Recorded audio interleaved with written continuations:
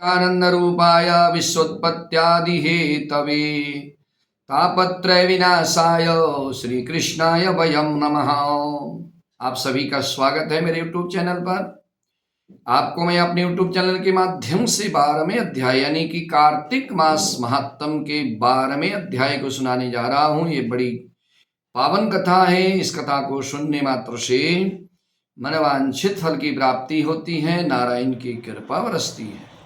उसके उपरांत जब देवताओं को इंद्र सहित जलंधर ने परास्त कर दिया और सभी देवता इंद्र सहित पहाड़ की कंदराओं में जाकर, गुफाओं में जाकर के शरण लेकर के छुप करके बैठ गए, तो उसके बाद क्या हुआ?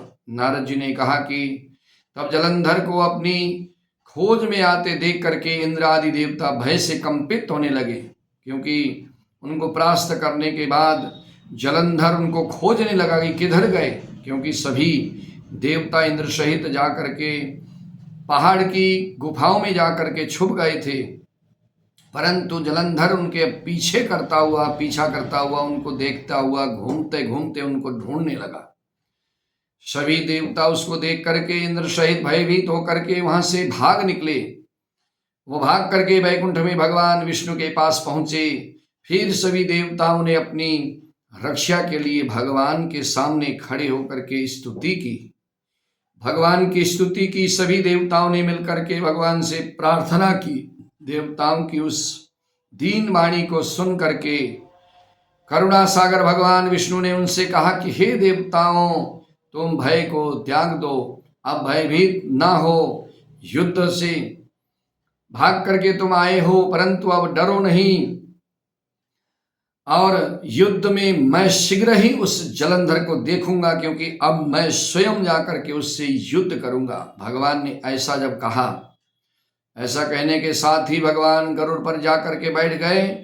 तब देवताओं सहित उन्हें युद्ध क्षेत्र की ओर प्रयाण करते देख करके, यानी कि देवता सहित भगवान श्री विष्णु को प्रस्थान करते हुए देख करके, युद्ध भूमि की तरफ प्रस्थान करते हुए देख करके समुद्र सुत और उसके बाद लक्ष्मी के नेत्रों में जल भर आया और उन्होंने कहा कि हे नाथ, यदि मैं सर्वदा आपकी प्रिय हूं और भक्त हूं, तो मेरा भाई आपके द्वारा युद्ध में कैसे मारा जाना चाहिए, क्योंकि लक्ष्मी भी समुद्र से उत्पत्ति हुई है लक्ष्मी जी की, और जो जलंधर है वो समुद्र से ही उत्पन्न हुआ, इसलिए वो लक्ष्मी का भाई है जलंधर।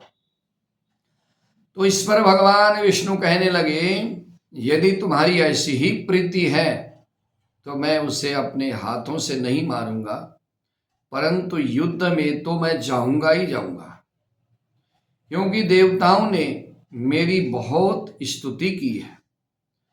जब देवता या कोई मेरा भक्त जब कोई दुखी होकर मेरी स्तुति करता है, मुझे पुकारता है, तो मैं उनके कष्ट को दूर करने के लिए पहुंचता ही पहुंचता। ऐसा कहकर शंख चक्र गदा पदमधारी भगवान श्री विष्णु गरुड़ जी पर चढ़ करके शीघ्र ही युद्ध के स्थान पर पहुंचे। जहां पर युद्ध स्थान था वहां पर राक्षस गण खड़े थे, जहां पर असुर खड़े थे, वहां पर भगवान पहुंच गए, जहां पर जलंधर भी बैठा हुआ था। भगवान विष्णु के तेज से कंपित देवता सिंहनाद करने लगे, और उसके बाद अरुण के अनुज गरुण के पंखों की प्रबल वायु से पीड़ित होकर के दैत्य इस प्रकार घूमने लगे, जैसे आंधी से बादल आकाश में घूमने लगता है। गरुड़ जी के पंखों की हवा इतनी तेज थी, बहुत से असुर जो है इधर से उधर भटकते हुए घूमने लगे। तब अपने वीर दैत्यों को पीड़ित होते देख करके, गरुड़ की पंख की हवा से उनको विचलित होते देख करके, जलंधर ने क्रुद्ध होकर के भगवान विष्णु को कठोर वचन कहा। कठोर वचन कह करके उन पर पूरी ताकत लगा करके भगवान के ऊपर उसने जो है आक्रमण किया। उसके बाद क्या होगा, कार्तिक मास महात्म के 13वें अध्याय के में आपको बताएंगे, विस्तार से जानकारी हम देंगे।